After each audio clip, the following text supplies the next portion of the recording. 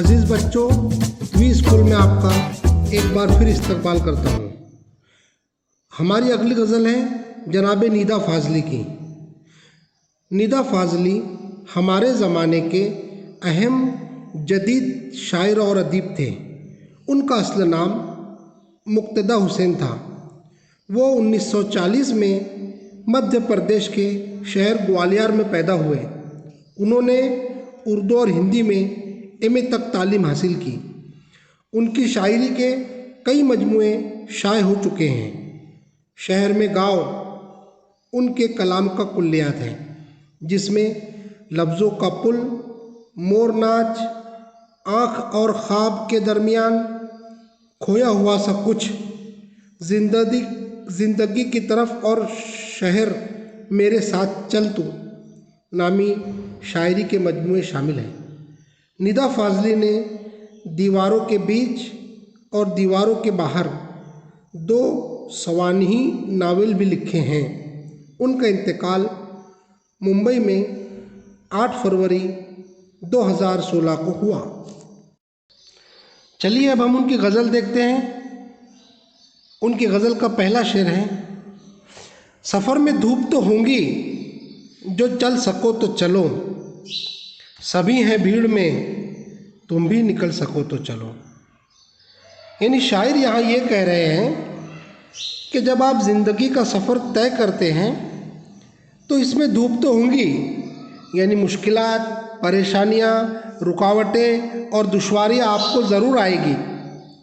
तो तुम इस तरह की ज़हनियत लेकर अगर चलना चाहते हो तो तुम चलो, सभी हैं भीड़ में, तुम भी निकल सको तो चलो।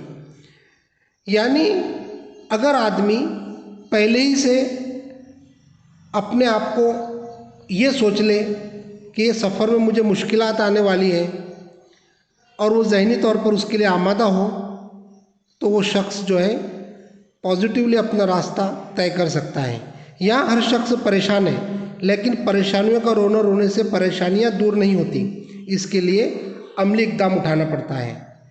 इसलिए शायर कहते हैं कि अगर तुम आज़िम सफ़र हो तो धूप से यानी ज़िंदगियों के परेशानियों से तुम्हें डरने की ज़रूरत नहीं है।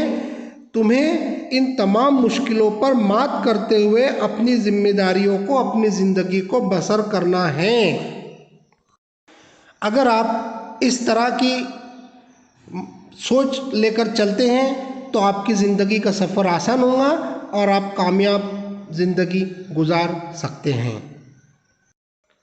अगला शेर देखिए, किसी के वास्ते राहें कहाँ बदलती हैं, तुम अपने आप को खुद ही बदल सको तो चलो।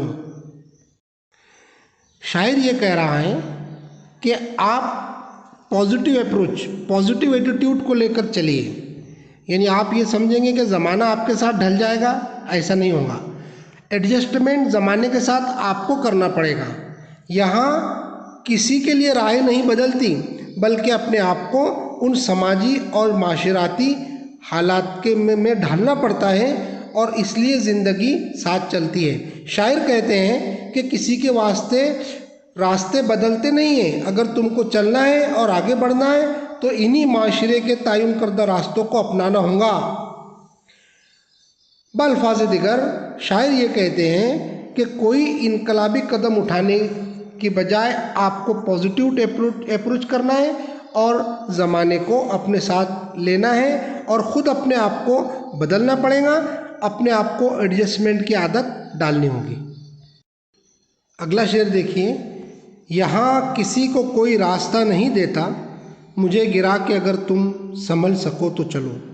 यानी यहाँ पर हर तरक्की करने वाले शख्स को लोग खुद ब खुद रास्ता नहीं देते, उसके आगे मुश्किलात होती हैं। तो शायर ये कहना चाहते हैं कि तुम अगर किसी को गिराकर आगे बढ़ना चाहते हो तो तुम खुद भी तुमको संभलना पड़ेगा, वरना तुमने सामने वाले को तो गिरा दिया और तुम खुद भी गिर गए तो तुम आगे नहीं बढ़ पाओगे।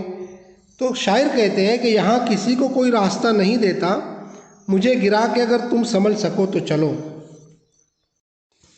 अगला शेर देखिए, कहीं नहीं कोई सूरज, धुआं धुआं है फ़ज़ा, खुद अपने आप से बाहर निकल सको तो चलो।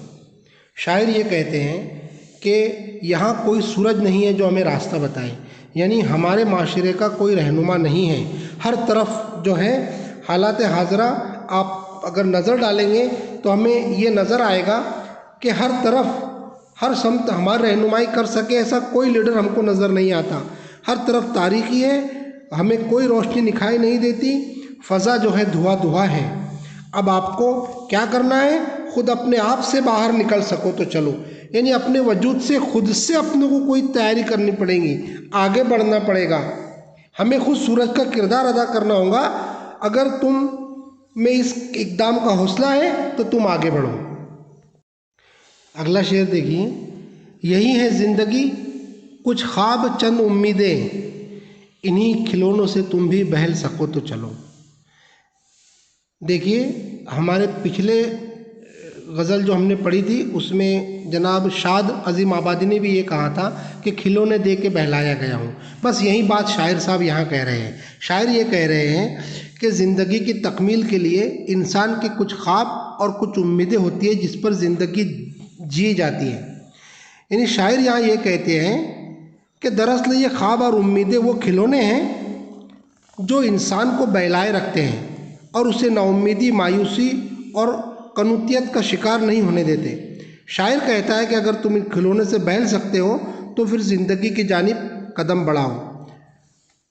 दरअसल यही जीने का गुर है, उम्मीद का दामन छोड़कर और आरज़ू का किला मिस्मार करके जिया नहीं जा सकता। उम्मीद पर दुनिया कायम होती है।